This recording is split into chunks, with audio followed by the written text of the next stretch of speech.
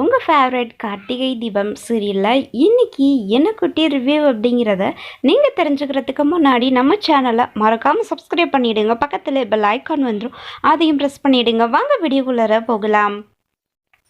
நாச்சியார் நல்லபடியாக வீட்டுக்கு குணமாகி வீட்டுக்கு வந்துடுறாங்க. வீட்டுக்கு வந்ததுக்கப்புறம் நல்லபடியாக நம்ம மீனாட்சியும் ஆனந்தும் மேரேஜ் பண்ணிக்கிறாங்க. அவங்களுடைய பூஜை ரூம் முன்னாடி வச்சு அதுக்கப்புறம் அவங்க கழுத்தில் தாலி இருக்கிறத பார்த்து நம்ம நாச்சியார் ரொம்ப சந்தோஷப்படுறாங்க. இதே மாதிரி நீங்கள் லைஃப் லாங் எப்போது சந்தோஷமாக இருக்கணும்ப்பா, நீ எப்போது சந்தோஷமாக இருக்கணும் மீனாட்சி அப்படின்னு சொல்கிறாங்க நாச்சியார்.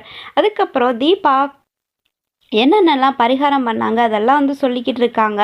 இன்னொரு பக்கம் இந்த ரம்யா, நானும் ஆண்டிக்காக பரிகாரம் பண்ணேன், அதுலேயும் நான் பண்ண பரிகாரத்தாலையும் இந்த ஆண்டி நல்லபடியாக பழிச்சிருக்காங்க அப்படின்னு சொல்கிறாங்க. இங்கே பாருங்க ரம்யா, நீங்கள் பண்ணது என்னவோ ஒரு பொய்யான ஒரு பரிகாரம். இந்த மாதிரியான ஒரு பரிகாரம் யாருமே இது வரைக்கும் பண்ணதில்லை. ஆனால் இது ஒரு போலீஸ் சாமியார் சொல்லி தான் நீங்கள் இந்த பரிகாரத்தையே பண்ணியிருக்கீங்க அப்படின்ற அளவுக்கு கார்த்திக் அந்த இடத்துல வச்சு மூக்கொடைச்சிட்டுறாங்க ரம்யாவை. எல்லார் முன்னாடியும் அசிங்கமாக போயிடுது. அதுக்கப்புறம் தீபாவை பெருமையாக பேசுகிறாங்க. தீபா மனமுருகி அந்த சாமிக்கிட்ட வேண்டிக்கிட்டாங்க. அவங்களுடைய வேண்டுதல் பிரார்த்தனை, அவங்களுடைய ஒவ்வொரு நாளும் அவங்க பட்னி கடந்து அம்மாவுக்காக நிறைய வேண்டுதல்கள் வச்சுருந்தாங்க. ஸோ அதனால தான் அம்மா உயிர் படைச்சிருக்காங்க அப்படின்னு சொல்லி கார்த்திக் சொல்லிடுவார். ரொம்ப பெருமையாக இருக்கும், எல்லாருக்கும் ரொம்ப சந்தோஷமாக இருக்கும் அதை கேட்டுட்டு. அதுக்கப்புறம் கார்த்திக் விசாரிக்க ஆரம்பிக்கிறாங்க அந்த ரம்யாவை பற்றி.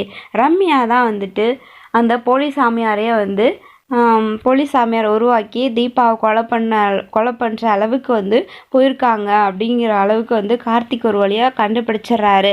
ஆனால் இந்த விஷயத்தை கண்டிப்பாக நாச்சியார்கிட்ட சொல்ல முதிர்ச்சியான ஒரு விஷயத்தை நாச்சியார்கிட்ட சொன்னால் அதை உங்கள் உசுருக்கே ஆபத்து அப்படின்னு சொல்லியிருப்பாங்க. அதனால சொல்லாமல் இருப்பாங்க இந்த ஒரு விஷயத்தையும். அதுக்கப்புறம் வீட்டில் பார்த்தீங்கன்னா நம்ம தீபா பாட்டு பாடி பூஜைலாம் பண்ணி நல்லபடியாக பிரார்த்தனை பண்ணதுக்கப்புறம் தான் நீங்கள் பொழைச்சிங்கன்னு சொல்லியிருப்பாங்க. அதனால் வீட்டில் நம்ம தீபாவுக்காக ஒரு பாட்டு பாடுறாங்க நம்ம நாச்சியார். ரொம்ப ஹாப்பியாக இருந்துச்சு. அதுக்கப்புறம் தீபாவோடைய தாலியை எடுத்துக்கிட்டு கோவிலில் போய் பூஜை பண்ணி வாங்குறதுக்காக தீபாவை நாச்சியார் கோவிலுக்கு கூட்டிகிட்டு போகிறாங்க. அங்கே போய் தாலியை பூஜை பண்ணுறாங்க.